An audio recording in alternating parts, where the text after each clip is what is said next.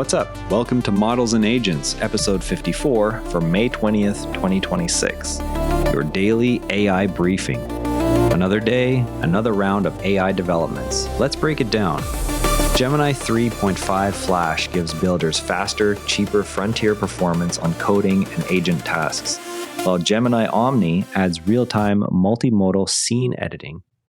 Google released Gemini 3.5 Flash today with claims it outperforms the prior 3.1 Pro on coding and agentic work. The model reportedly runs 4 times faster than competing frontier models and at roughly half the cost.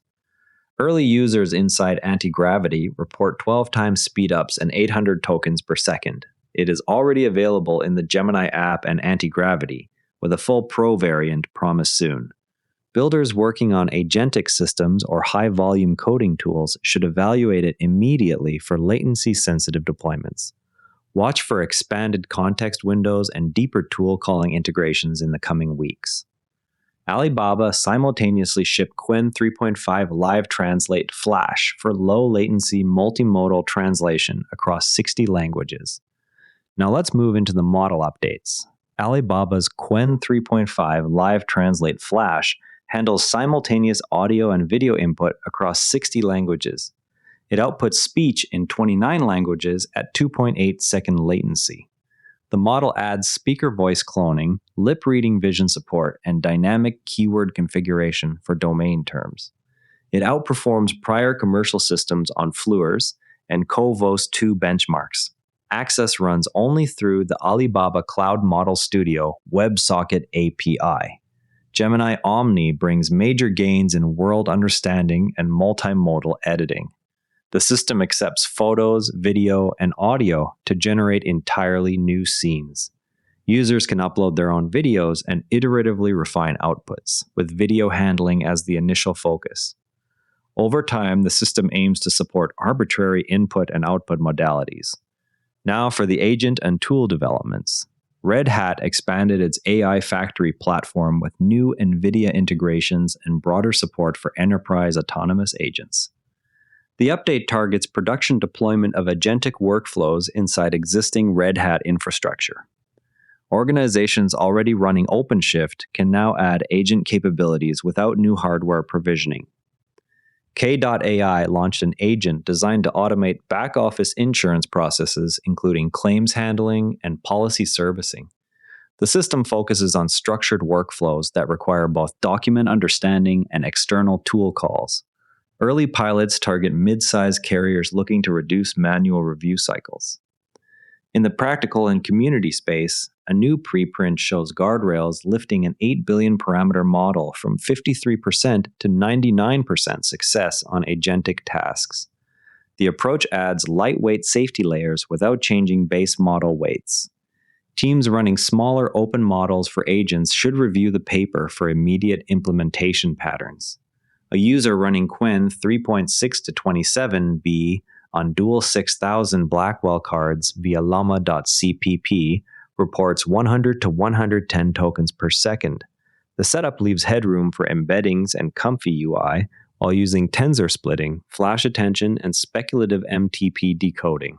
Developers with similar hardware can copy the command flags to test further gains. Okay, let's pop the hood on guardrails for small agent models. Everyone talks about guardrails as a simple safety toggle. In practice, they are a layered filtering system that runs before and after the main model call. The first layer uses lightweight classifiers to block obvious policy violations in the prompt. A second layer inspects the model's planned tool calls and rewrites or rejects risky actions. The final layer scores the completed trajectory against task success and safety rubrics. Failures feed back into a short-term memory buffer. On the 8 billion parameter model in the recent preprint, this stack raised agent success from 53% to 99%. It added roughly 15 to 25 milliseconds per turn and less than 1 gigabyte of extra VRAM. The quality lift shrinks once base models exceed 30 billion parameters because their native instruction following already reduces unsafe outputs. Use guardrails when you must ship small models into production agents. Skip them only if you have both a large base model and exhaustive red teaming coverage. The gotcha most teams miss is that guardrails must be updated whenever the underlying model or tool set changes. Otherwise, false negative rates climb quickly. So when should you actually reach for this versus the alternative?